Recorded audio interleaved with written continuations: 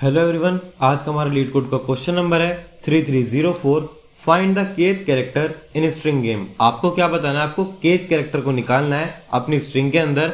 ये इस क्वेश्चन का फर्स्ट पार्ट है। क्वेश्चन आपका इजी भी मार्क्ड है। सबसे पहले क्वेश्चन देखते हैं कि क्वेश्चन बोलता क्या है। Alice and Bob are playing a game. Alice और बॉब एक गेम को खेल रहे हैं। Initially Alice has a string word equals to A. आपके पास स्टार्टिंग में वर्ड क्या रहेगा? हमेशा एक वर्ड रहेगा। You are given a positive integer K, और आपको क्या दिया हुआ है साथ में? एक पॉजिटिव इंटीजर के की वैल्यू दी हुई है। Now Bob will ask Alice to perform the following operation forever. अब बॉब जो है वो एलिस से ना कुछ ऑपरेशन को परफॉर्म करवाएगा। वही परफॉर्मेंस है जो हमको खुद से करवानी है। चेक करते हैं। Generate a new string by changing each character in word to its next character in the English alphabet and append it to the original word. कोई प्रॉब्लम नहीं है। और ये आपको कब तक कराना है? आपको के टाइम्स तक कराना होगा। ठीक है, एक काम करते हैं। सबसे पहले मेरे पास यहाँ पे देखो के की वैल्यू कितनी दी हुई है, इन्होंने 5 दी हुई है। तो एक काम करते हैं, वन नोट में चलते हैं और वहां पे के की वैल्यू को 5 ले लेते हैं। ठीक है, हमें के की वैल्यू कितनी दी हुई है?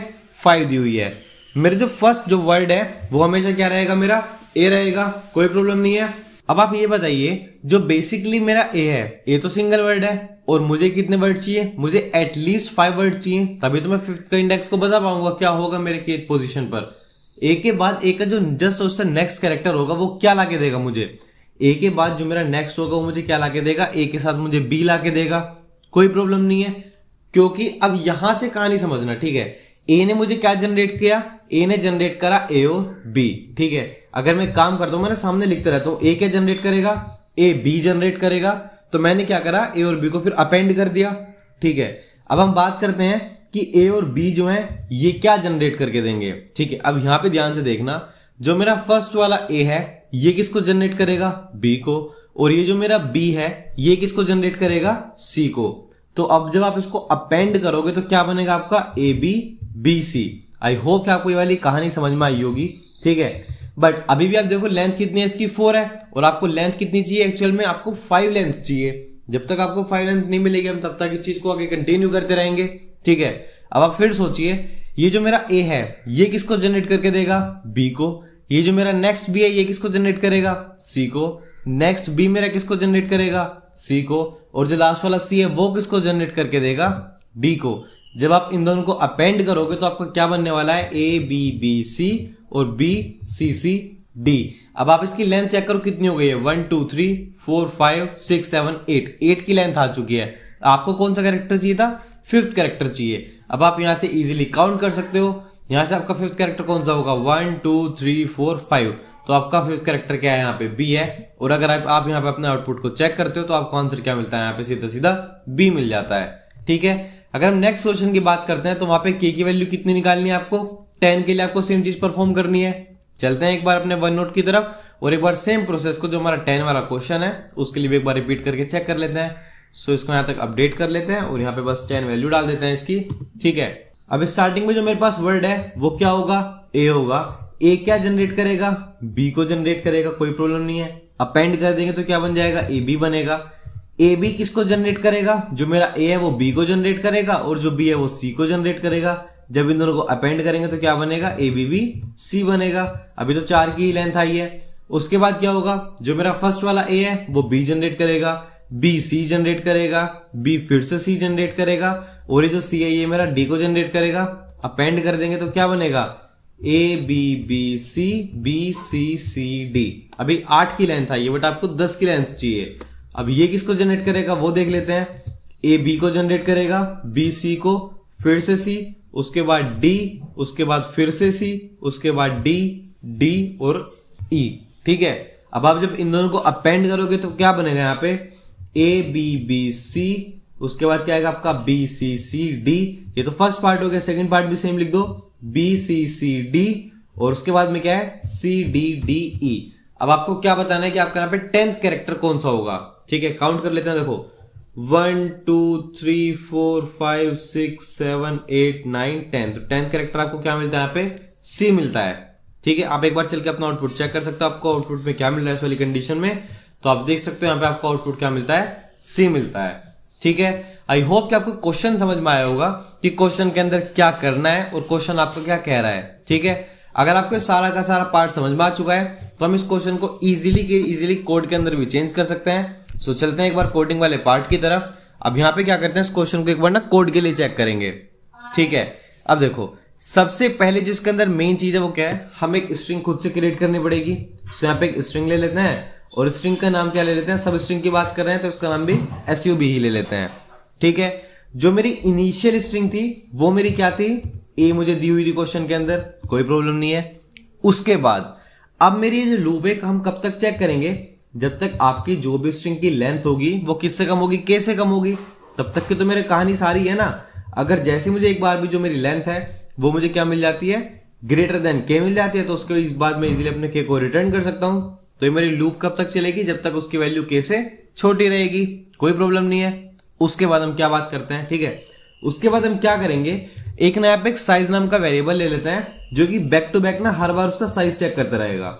सो हमने क्या ले लिया यहाँ पे, साइज इक्वल्स टू सब डॉट लेंथ। इसका क्या काम है, यहाँ पे बैक टू बैक उन सबका साइज वगैरह चेक करता रहेगा। अब इस साइज का क्या फायदा होगा, क्योंकि हर बार हम एक पर्टिकुलर साइज तक ही तो लूप चला रहे हैं ना।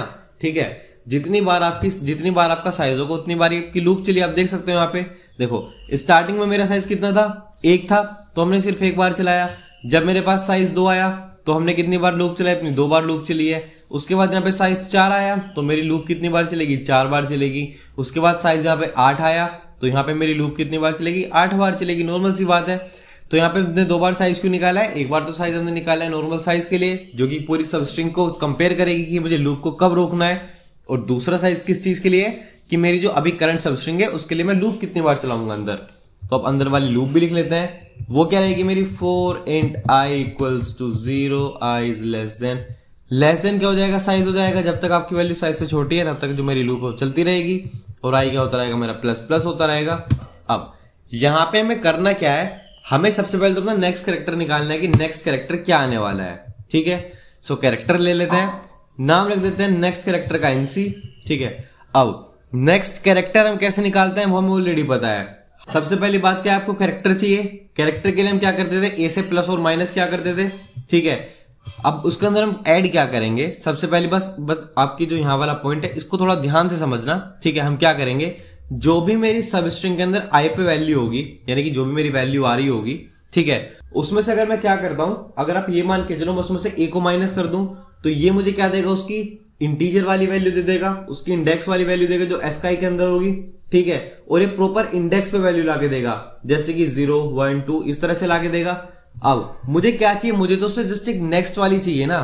ठीक है, तो मुझे तो प्लस इसके अंदर से बस क्या करना होगा, 1 को प्लस करना होगा। दोबारा समझाता हूं मैं। ठीक है, आप एक बार मान के चलो कि स्टार्टिंग में आपके पास कोई सब स्ट्रिंग है जिसकी वैल्यू यहाँ पे बी दे रखी है। ठीक है, काम करते हैं, इस पूरी लाइन को ना कॉपी कर लेते हैं जरा एक सेकंड के लिए। सो बेसिकली ये हमारी लाइन है। अब ये नेक्स्ट कैरेक्टर को कैसे लेकर आती है एक बार वो समझते हैं। ठीक है, आप मान के चलिए कि हम बात कर रहे हैं अपने एक सिंगल कैरेक्टर के लिए, जैसे कि हमारे पास क्या है, ए है। ठीक है, अब आप ये देखना कि आपका ए का जो नेक्स्ट कैरेक्टर है वो आपका क्या आएगा, हम सबको ऑलरेडी पता है भाई बी आएगा। अब यहां से वो बी कैसे निकलेगा वो समझते हैं एक बार। ठीक है, सबसे पहले क्या है, हम ब्रैकेट को सोल्व करेंगे। हम सबसे पहले ब्रैकेट के लिए देखेंगे। ठीक है, सो यहाँ पे सबस्ट्रिंग ऑफ आई के अंदर क्या वैल्यू है मेरे पास, ए कैरेक्टर की वैल्यू है। मैं इसमें से माइनस क्या कर रहा हूं, मैं इसमें से ए को मैं इसमें से माइनस कर रहा हूं। ठीक है, और मैं उसमें प्लस क्या कर रहा हूं, उसमें मैं 1 को प्लस कर रहा हूं बेसिकली। अब आप ये बताइए, ए माइनस ए क्या होगा, आपका 0 हो जाएगा। सो जो पूरा पार्ट है तो हट गया, सिर्फ आपके पास +1 बचा। तो आपके पास टोटल यहाँ पे लास्ट में क्या बच जाता है, +1 बच जाता है। जब आपके पास +1 बचेगा तो आप इस पूरी की पूरी जो लाइन है इसको यहाँ पे रिमूव करके क्या बच जाएगा, सिर्फ और सिर्फ यहाँ पे एक 1 बचेगा। और जब आप ए में 1 प्लस करोगे तो आप कहां पे जाने वाले हो, आप सीधा सीधा अपने बी वाली वैल्यू पे जाने वाले हो। ठीक है, अब उसके बाद क्या होगा, आपके पास क्या जाएगा, यहाँ पे अपेंड करने के बाद हो जाएगा ये फर्स्ट वाला तो हो जाएगा आपका ए, उससे जो नेक्स्ट वाला है वो क्या हो जाएगा आपका बी। अब हम किसकी बात करेंगे, ए के लिए तो हम ऑलरेडी देख चुके हैं कि ए के लिए मेरे पास जो नेक्स्ट कैरेक्टर आएगा वो क्या आएगा, मेरे पास बी आएगा। अब जब आप यहाँ पे बी की बात करोगे तो बी क्या जनरेट करेगा, आपको सी जनरेट करके देगा। अब आपको सी कैसे जनरेट करके देगा उसको देखना। सबसे पहले आपके पास क्या आएगा, यहाँ पे बी आएगा। बी में से आप माइनस किसको करोगे, इस बार ए को माइनस करोगे। जब आप बी में से ए को माइनस करोगे तो आपके पास क्या बचेगा, 1 आएगा, नॉर्मल सी बात है। उसके बाद 1 + 1 कितना हो जाएगा आपका, 2 हो जाएगा। एंड देन जब आप 2 प्लस करोगे वो भी किसमें, ए में, तो आपको क्या मिलने वाला है, a + 1 is b and b + 1 is c।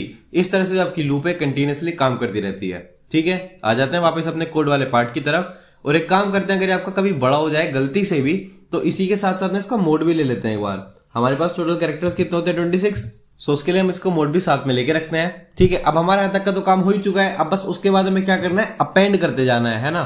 तो यहाँ पे उसको क्या करते हैं, अपनी सब स्ट्रिंग के अंदर अपेंड कर लेते हैं। अपेंड किसको करेंगे, जो भी हमारा नेक्स्ट कैरेक्टर होगा उसको हम अपेंड करते हुए चले जाएंगे और लास्ट में रिटर्न क्या कराएंगे, लास्ट में क्या रिटर्न कराएंगे, सो यहाँ पे लिख देते हैं रिटर्न। अब रिटर्न किसके अंदर से कराऊंगा, अपनी सब स्ट्रिंग के अंदर से।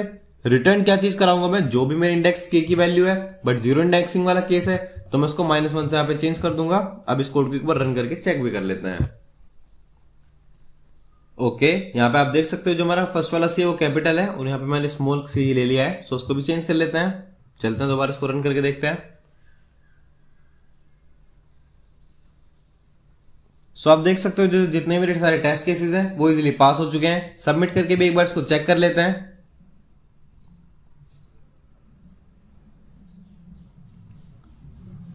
सो आप देख सकते हो जो क्वेश्चन है ये मेरा इजीली सबमिट भी हो चुका है। यही था हमारा आज के इस क्वेश्चन का सॉल्यूशन। चलिए अब हम मिलते हैं अपने नेक्स्ट क्वेश्चन में। Till then keep coding, keep practising.